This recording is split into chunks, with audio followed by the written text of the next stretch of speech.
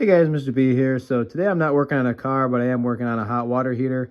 The problem that it has is it'll heat up the water, but you only get about 10, maybe 15 minutes of hot water, if that, if we're lucky. So this is an electric water heater, runs off of 240 volts. And there's a few things to look out for when diagnosing and repairing these.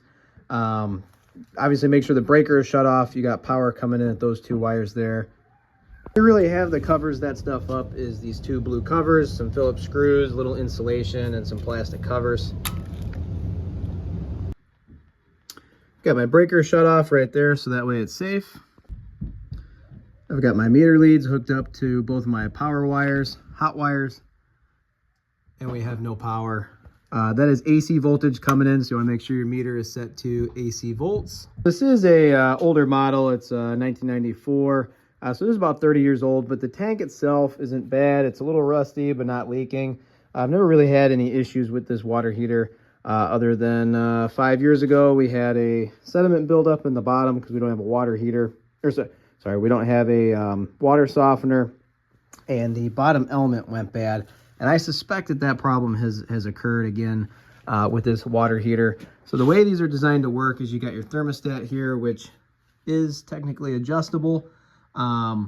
We've got about 120 degree water coming out of the faucets, but it just doesn't last very long. So the way they're designed to work is this thermostat kicks on this heating element. Once this area heats up, it then sends power down to the bottom thermostat, which is also adjustable. And then that thermostat sends power to that heating element to heat up the whole tank. So if that bottom element's not working, we only get half the water. If there's sediment buildup, calcium, lime, which is what we have in this area, if it's built up into the tank, you only get that much hot water. So now that I know that there's no power going to anything, everything's safe, I'm gonna go ahead and take my screwdriver and pop these wires loose. You definitely want to make sure you shut off the power going to this, because 220 volts does not feel good. It will hurt very bad.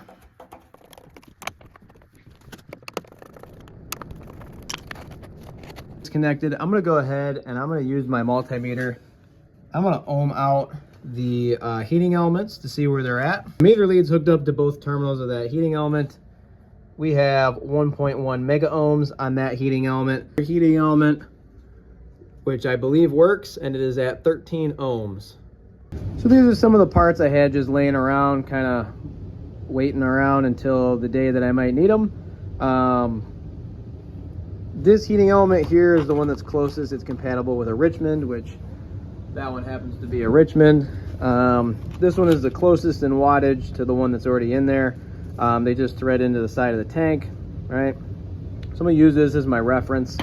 These are some other options that you might have on some different, lower wattage electric water heaters.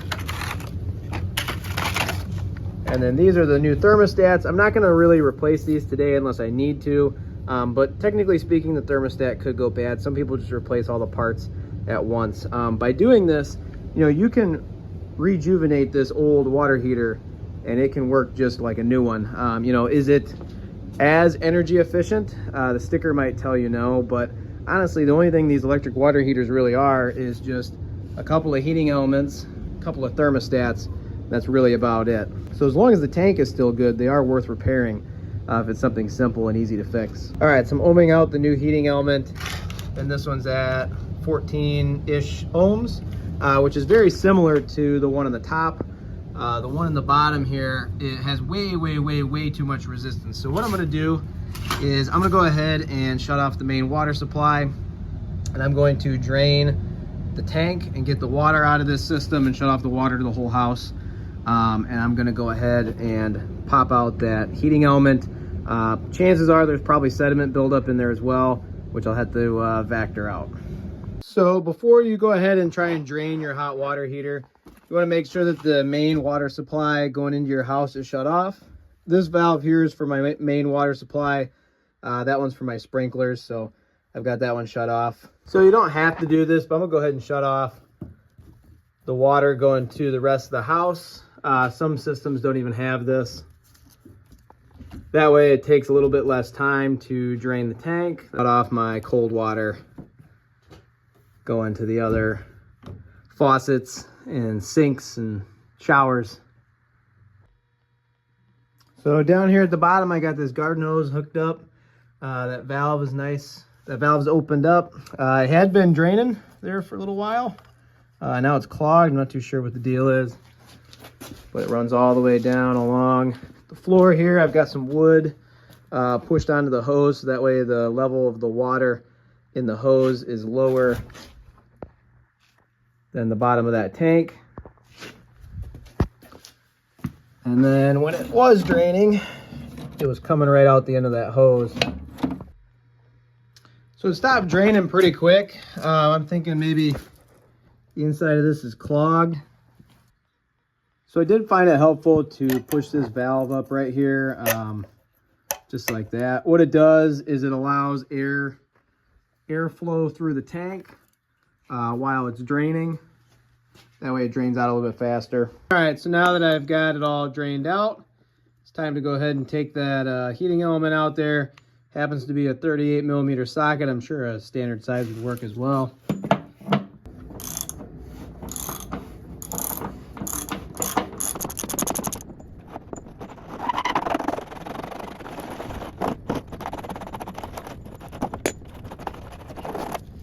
All right, so you can see all that gunk that's built up on the end of that.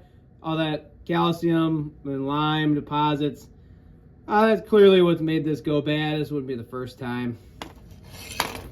See all that crud inside of there? That's part of the reason why that heating element had gone bad. So I'm going to have to Vactor all that out of there. So what I did is I took an old piece of PEX tubing and I duct taped it to the end of my shop vac. And I'm just gonna stick this in there, wand it around a whole bunch, really clean out all that gunk. All right, so I did wind up taking that pipe off with a big pipe wrench. That way I could get this vacuum in the bottom as well. So I've got a bit of a system going down here. My vacuum's not really getting out as much as it was before. There is still quite a bit of gunk down in there when I look in there with my flashlight. A lot of chunks that I can't really get with my vacuum too. So what I'm doing is I'm putting my bucket right up against here, and then I'm turning on the water for a few seconds, and the water flows into the hot water tank, and then it flushes out all those lime deposits on the bottom. All right, so I got it all back together now. I did put a little bit of Teflon tape on that pipe before I put it back on, snug that up. Got the new heating element in there. I'm just making sure there's no leaks. I don't have the power turned on yet. What I'll probably do is I'll turn the power on for a little bit just to make sure, you know, nothing's zip-zapping. I don't want to put this all back together and have one of these heating elements melt like one of the previous ones did before. All right, so power's back on. You really need to be careful not to poke these wires in the wrong places. Do not touch those wires with your fingers. If you touch those wires, they will zap you, they will jolt you. 220 will not feel good, and you will get knocked on your ass. So just be very mindful of that, and don't touch these wires with your fingers. You'll see we've got 230 volts going to that heating element. So that heating element is doing its job, it's heating up. What's gonna happen is the water in the top will heat up first, and then if that thermostat is doing what it needs to do, it will send power then down to this thermostat, which will then send that power down to the bottom heating element to heat up the bottom of the tank.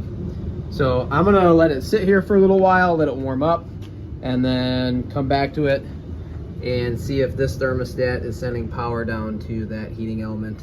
I still got my meter leads down in the bottom one, and we got power going to the bottom one. So what that tells me is now we've got a good heating element there, a good heating element there, and both of these thermostats are working properly. So I'm gonna go ahead and shut the power off before I put these panels on and everything. I don't wanna, you know, accidentally touch one of those wires.